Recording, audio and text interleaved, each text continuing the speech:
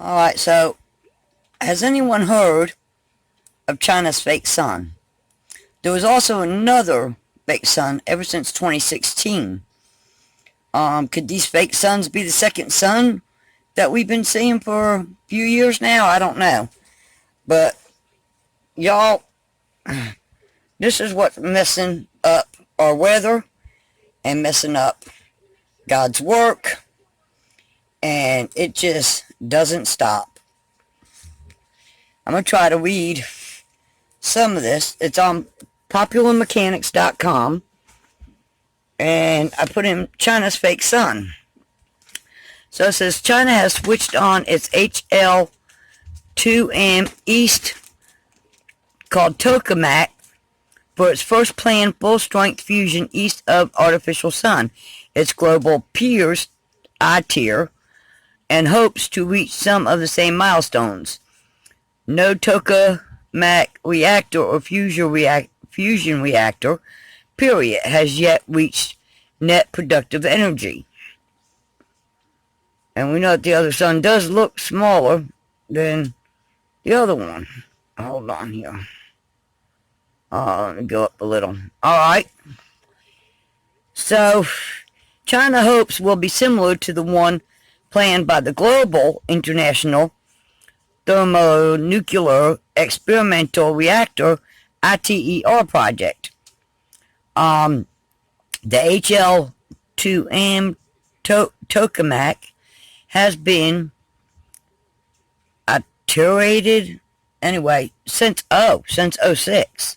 But today's switch on represents the experimental advance of superconducting tokamak East team's road to true fusion ignition after years of planning and work. Let's see. So in 2018, they made the news when tokamak reached 180 million degrees. In 2019, East pushed the boat out farther and announced plans to double that temperature in 2020, reaching the tokamak's prime operating temperature of 360 million degrees. This hasn't happened yet, but there's still time in 2020, and COVID-19 has affected all the world's scientific progress this year. If the East team is a few months late, we will still count that as a win.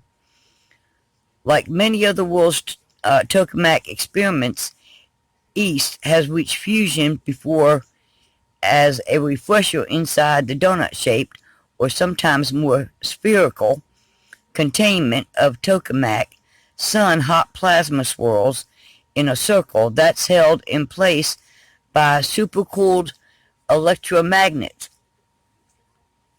Let me scroll up.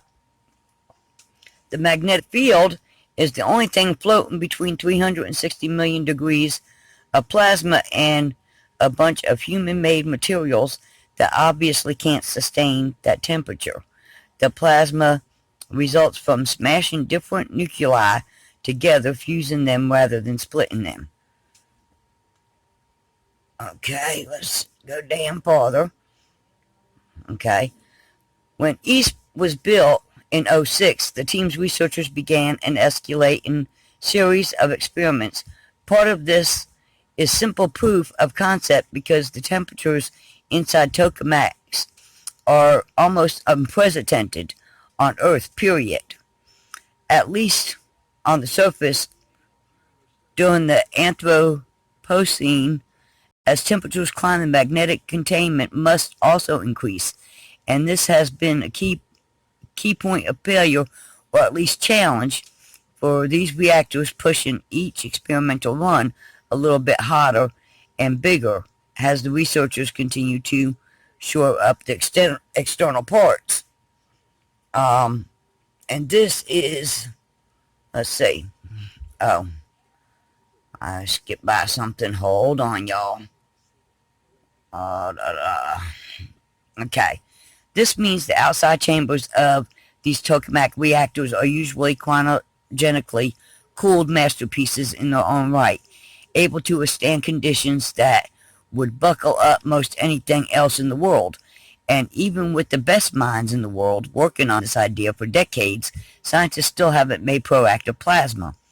East reached plasma for 10 seconds in 2018, which is a major milestone, but it's just the very, very beginning. So, y'all, what do you expect when people play with God's work? But I wanted to bring the story to you. And like I said, y'all can finish reading it on Popular Mechanics. But it says something about now the East has switched on for what it makes say is the real deal. The project has a lot to prove. It costs huge amounts of energy input, bring tokamak reactors' entire assembly up to speed. If a fusion reactor can't easily outpace the input, it will never produce power, let alone the dream of virtually limitless power that fusion proponents have sold for decades. So, I'm just going to let y'all go ahead, go to the site, and check this story out, because I'm already at 6 minutes and I don't want to run out of time. But, yeah, so this is what's going on in the world. Alright, y'all.